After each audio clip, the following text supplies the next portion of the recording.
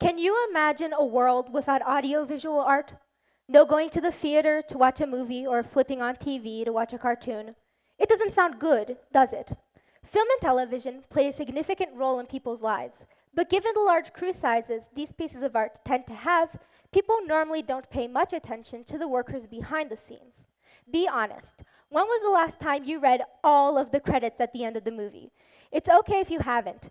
This isn't something people normally put much thought towards. In fact, workers of the entertainment industry usually get the most attention when they're not working at all. That is, when they're on strike.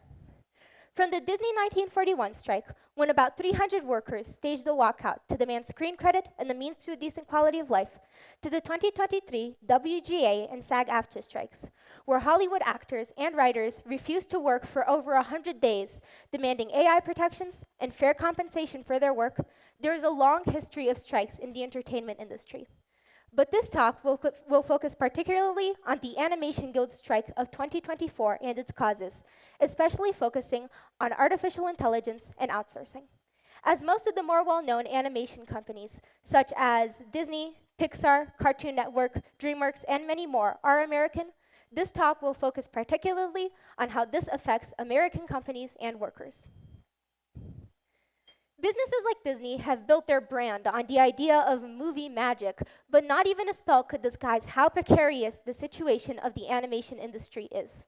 Workers are overworked and underpaid, while also plagued by fears regarding AI, outsourcing, and massive layoffs. Sony Interactive Entertainment, Paramount Global, and Pixar have already let go of 900, 800, and 175 workers, respectively. To contextualize these issues, first, we need to talk about outsourcing. On the surface, it doesn't seem so bad. It's presented as a way of cutting costs and improving efficiency, having outside workers do mundane, repetitive, or time-consuming jobs so that in-house workers will then have more time to focus on more important things. The animation process is extremely labor-intensive, divided into a series of stages, many of which can be easily outsourced to lower-cost workers. In 2D animation, labor makes up 70 to 80% of the total cost of production. And in 3D animation, that number's around 60%. So it makes sense that studios would want to outsource their work. You've probably seen an outsourced movie before. Take, for example, Moana 2. The film, which was released in November of 2024, made over $1 billion in the global box office. And its production was split between the in-house studio in Los Angeles, California, and a different Disney studio in Vancouver, Canada. This made production less expensive, but workers from the Vancouver studio weren't unionized the same way as those from LA were. Unfortunately, this is common. The lower costs that companies pay for outsourced workers are usually due to the fact that those workers are not unionized. And while so far there have been no allegations of worker abuse occurring during the production of Moana, a lack of unionization means that workers are less safe from mistreatment, as several animators from Spider-Man across the Spider-Verse will tell you. While workers for Sony Pictures Animations are unionized, those who worked for Sony Pictures, While workers for Sony Pictures Animation who produced the film are unionized, those who worked for Sony Pictures Imageworks, to whom most of the production was outsourced, were not. Reportedly, workers were forced to work 11-hour days, 7 days a week, for more than a year. That's no way to live your life. Another major issue currently plaguing the animation industry is generative artificial intelligence, or Gen AI, which is greatly favored by executives for being cheap and quick. But often, studio executives fail to consider the approximately 200,000 jobs that would be adversely affected by the implementation of Gen AI. This would especially influence entry-level positions, leading to fewer qualified professionals in the future and limiting opportunities for young workers.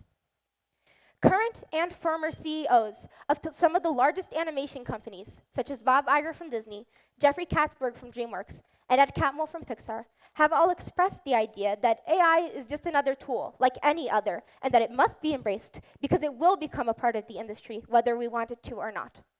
This is, for the most part, correct. The implementation of this new technology is not something we can stop entirely, but we can and should try to regulate it, starting early on. AI raises massive questions that simply cannot be ignored about plagiarism, copyright, and fair compensation. This is because Gen AIs like ChatGPT do not create things on their own. Rather, they predict where words for text or pixels for images would normally go based on large amounts of data that they have to be trained on. Unfortunately, that data is often obtained through a practice called data scraping.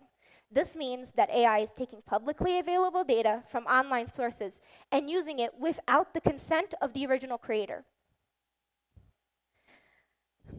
For these reasons, AI should not be implemented into creative industries without the discussion of guardrails and protections for workers. Employees need to be a part of the conversation because it affects them directly. These are ideas held by SAG-AFTRA and were included in the contract that ended their 2023 strike. Like the organization's National Executive Director and Chief Negotiator, Duncan Crabtree-Island, said, "Putting guardrails up and pushing AI into the right kind of implementation is how we can ultimately see a human-centered use of AI in the entertainment industry instead of something that's dehumanizing or devaluing creative talent." Unfortunately, this is not what has been happening. According to one research, more than 90% of business leaders foresaw AI playing a large role in the entertainment industry in the future, although only 26% of respondents felt that their organization was prepared to integrate AI into its workflow, and 57% said that they were and 57% reported employees raising concerns about the ethical implications of using AI, especially regarding copyright infringement, plagiarism, the loss of intellectual property, and the loss of intellectual property. Another study also showed that 67% of TAG organization members did not feel favorably about the use of Gen AI, and 61% said that they were extremely concerned about it negatively affecting future job prospects. It was in this context that the TAG strike occurred. TAG, or the Animation Guild, is a labor union representing more than 6,000 artists, technicians, writers, and production workers in the animation industry. It holds the principle that workers are the backbone of the industry and therefore deserve a say in making decisions so that their rights are not compromised for the sake of productivity.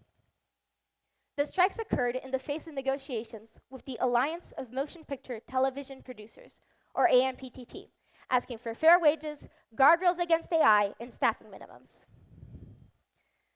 In June of 2024, they launched the campaign Stand With Animation, which consisted of a series of informational videos made in partnership with Delibox Studios, intended to inform workers as well as the general public about what was going on. It ended up being massively successful, with thousands of people coming to the Stand With Animation rally in August of the same year to demonstrate their support. Now, I'm sure some of you are still thinking, so what? Why should I care? I'm not an animator, this doesn't affect me. I'll watch whatever Netflix or Disney puts out. I don't care how it's made. I don't even care if there's a single human being behind it. It's just entertainment. To that I say, it's not. How many movies have made you think, made you feel, made you connect with something or someone?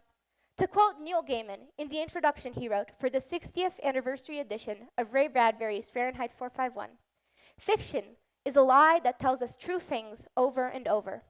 True things about ourselves, about each other, about the world we inhabit.